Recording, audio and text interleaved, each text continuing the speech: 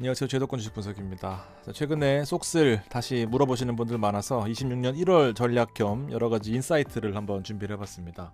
장기적으로 투자하게 되면은 올라온다라는 거고요.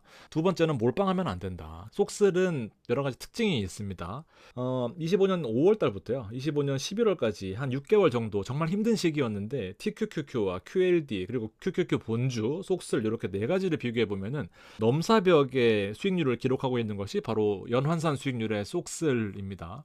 위험한 거는 분명히 알겠는데요. 이 본주가 따라올 수 없는 이 부의 사다리를 뛰어넘을 수 있는 이 포인트를 이 속슬 같은 레버리지 상품은 가지고 있다라는 거죠. 문제는 상승 사이클에서는 너무 좋지만요. 하락 사이클에서는 박살난다는 거죠. 핵심은요. 싸 보여서 좀 어느 정도 빠져서 샀다가 아니라 이 범위를 정해놓고 그 범위를 벗어났기 때문에 샀다라는 거죠. ETF부터 한번 짚어볼 필요성이 있는데요.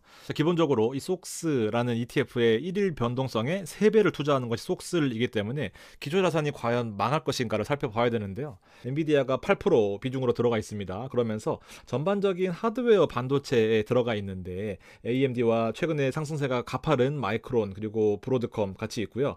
반도체 만들어주는 AMAT과 랩리서치라는 종목들 그러면서 반도체 검사 장비까지 들어가 있거든요. 총 35개의 종목 반도체라는 큰 카테고리 안에서 또 다른 여러 가지 섹터들이 있는데 그 섹터들마저도 구분되어 있기 때문에 한쪽의 산업이 만약에 망하더라도 아무튼 나머지 산업들이 유기적으로 시장을 잘 받쳐줄 것이다 라는 기본적인 기대감을 갖고 있으면 좋습니다. 그리고 매매 기술에 대한 정교함 부분은 설명을 드리겠지만 향후 이 반도체 밸류체인 산업이 어떻게 성장할 것인지에 대해서 최근에 엔비디아의 젠순왕 CEO가 이 CES에서 발표한 자료가 있거든요. 미국 정부가 H200이라는 최신 GPU를 중국으로 수출할 것인지에 대해서 승인할 것이다 라는 것에 대해서 작업 중이다라고 발표했습니다. 시점은 미정이거든요. 승인이 되고 나면은 앞으로 이 관련된 밸류체인 산업이 지금도 공급망에서 수요를 따라가지 못하고 있는 그런 상황인 건데 앞으로 향후 몇 년 동안은 괜찮겠다라는 생각이 들 수 있을 거고요.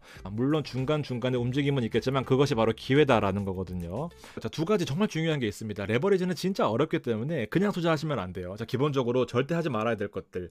오를 것 같아가지고 그냥 사서 존버한다. 혹은 내 생각에 좀 많이 빠진 것 같아서 그냥 사서 버틸 거다 하게 되면은 결코 장기 투자하기 어렵다라는 거예요. 왜냐하면 이 음해복리 때문에 실제로 상승할 때는 크게 와닿지 않는 부분이 있는데 자, 레버리지는 3배를 움직인다라고 봤을 때 10% 움직일 때 11까지 오르는 거죠. 10 그리고 10% 하락하게 돼도 뭐 큰 차이는 없어요. 심지어 한 번 더 하락한다라고 하더라도 버틸만 합니다만 30% 오를 때는 너무 좋지만 빠질 때 무섭습니다. 한 번 더 빠지면은 반토막 나는 거예요. 하다 보면요. 샀다 팔았다 하게 되면은 돈 못 번다는 거 경험적으로 아실 거고요. 특히나 하락장에서 멘탈이 붕괴되고 다시 들어가는 시점은 여러분들 아시겠지만 늘 다시 고점에서 재진입하게 됩니다. 그렇기 때문에 자, 처음에 서두에 말씀드렸던 것처럼 몰빵하면 안 됩니다. 전체 시드 20%, 심지어 이것도 10번 혹은 20번으로 분산 투자하셔야 돼요. 한번 뒤에 말씀드리겠습니다. 그리고 단순 장기 투자가 아니라 레버리지 효율성을 어떻게 확대시킬 건지에 대해서 한번 고민을 해볼 거고요. 그리고 가장 중요한 거, 이 산업은 안 망하니까 그냥 들고 있으면 된다라는 건데 특히나 조합된 ETF가 가장 핵심이다라는 거죠. 이제 기술적으로 표준 편차를 어떻게 활용할지에 대해서 말씀드릴 건데 우리가 주식하다 보면은 많이 올랐다, 많이 빠졌다라고 하는 혹은 진짜 많이 빠졌다라고 하는 그 추상적인 의미를 숫자로 바꿔놓은 것이 바로 표준 편차다라고 보시면 돼요.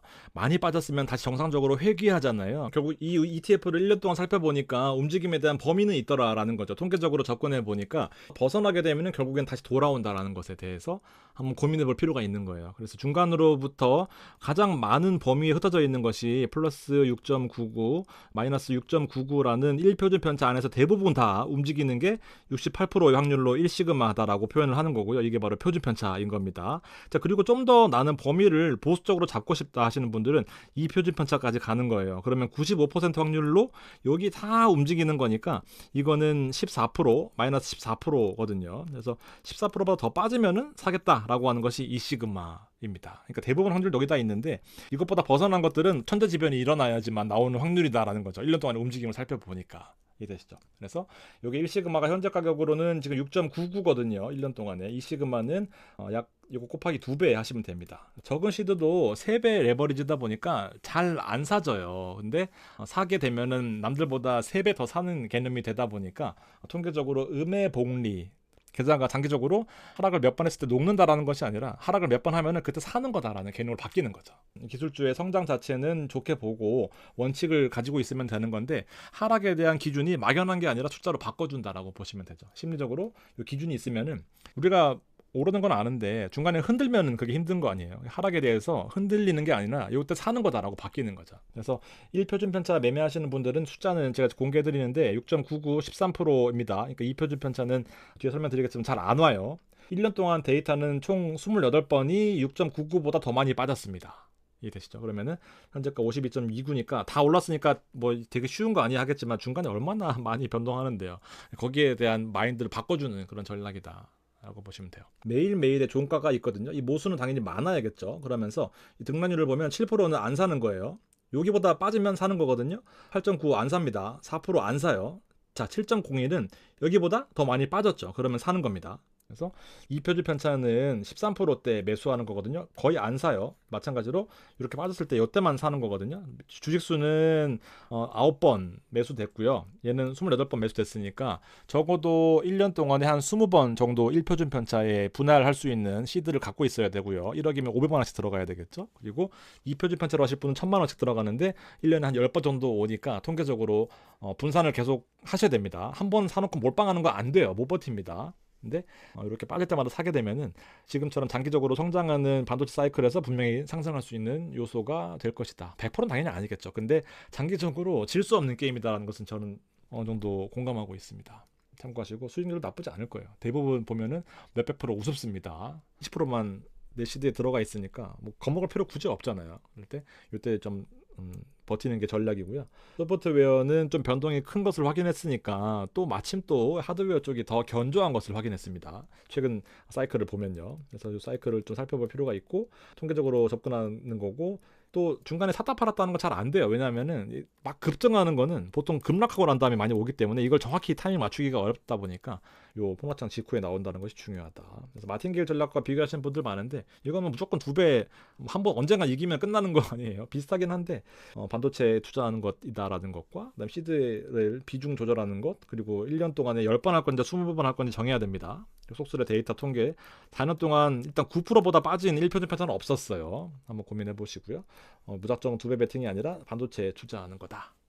자, 하락할 때는 가격 자체가 좀 싸지니까 좀 부담이 덜 할 수 있고요. 그리고 고점까지 안 가더라도 지금처럼 제 개인적인 목표는 70불이지만 뭐 50불에 중간에 반 정도 매도하면 또 좋은 시드가 될 거잖아요. 그렇게 할 수도 있고요. 하다 보면 또 이 레버리지이지만 이 표준 편차에 대해서 개념을 이해하고 나면 주식이 좀 더 편안해집니다. 그런 내용도 있으니까 저 오후 8시마다 제가 이 속설과 팀프 또 여러 가지 하고 있거든요. 알람을 드리고 있습니다.